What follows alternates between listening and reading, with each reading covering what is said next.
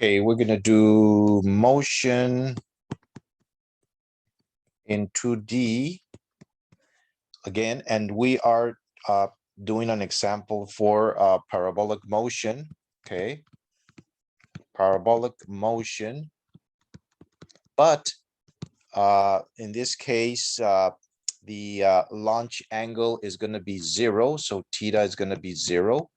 That's the launch angle. Okay, launch angle is going to be 0 now. And what do we have here? Well, we have a system. We have here a little thing like this. And this is the floor right here. So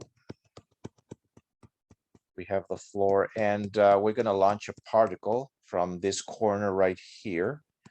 And the particle is going to have a initial velocity right there. That's the initial velocity. And the initial velocity is going to be equal to 30 meters per second, 30 meters per second. And in this case, the angle theta, which is the launch angle, is going to be 0 because the velocity vector is completely horizontal. So what's going to happen here? This particle is going to be launched, and then it's going to come down, and it's going to come all the way over here. It's going to land somewhere over here at this point, and it's going to take some time to get there. This is going to be the time of the flight. So that's the time it's going to take to get from this point. Let's call it point A to point B. And we want to calculate here several things. We want to calculate the displacement here, which is going to be this distance. Let's call it R, and it's the, R could be equal to X. And we have this information here. We have that the distance here, this altitude or this height, is going to be this height. Let's call it height is going to be 20 meters. 20 meters is the height. And you're going to launch your particle with an initial velocity of 30 meters per second. And the question is, how far does it get? So how far does it get in the X direction? That's your question. Okay, so your equations would be that the height is going to be VO sine of theta multiplied by the time minus 1/2 of gt to the square. And X is going to be a VO cosine of theta times t. So you got these two equations to solve this problem. And we can go ahead and plug stuff here.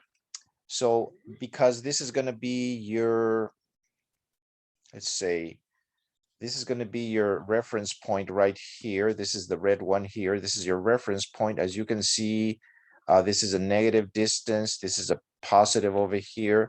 This is a negative distance, and this is positive over here.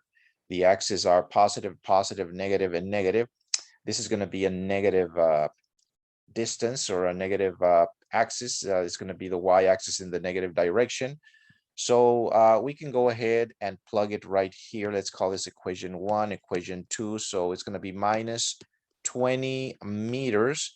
It's going to be equal to the initial velocity, which is 30 meters per second, times the sine of 0, because there's 0 degrees, because theta is 0, times the time, multiplied by the time, minus 4.9 meters per second square, times the time to the square. And the sine of 0 is going to be 0. So this term is going to go away.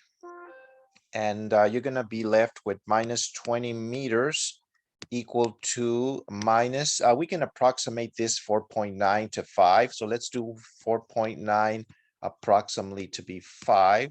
So it's going to be minus 5 meters per second square multiplied by the time the time of the flight to the square. So what is the time of the flight?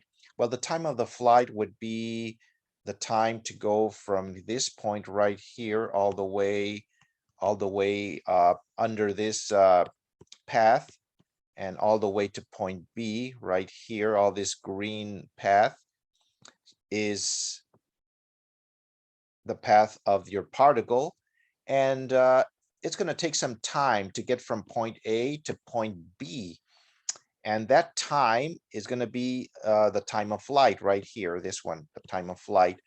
So that's what we are calculating here, and as you can see, negative with negative is going to cancel out.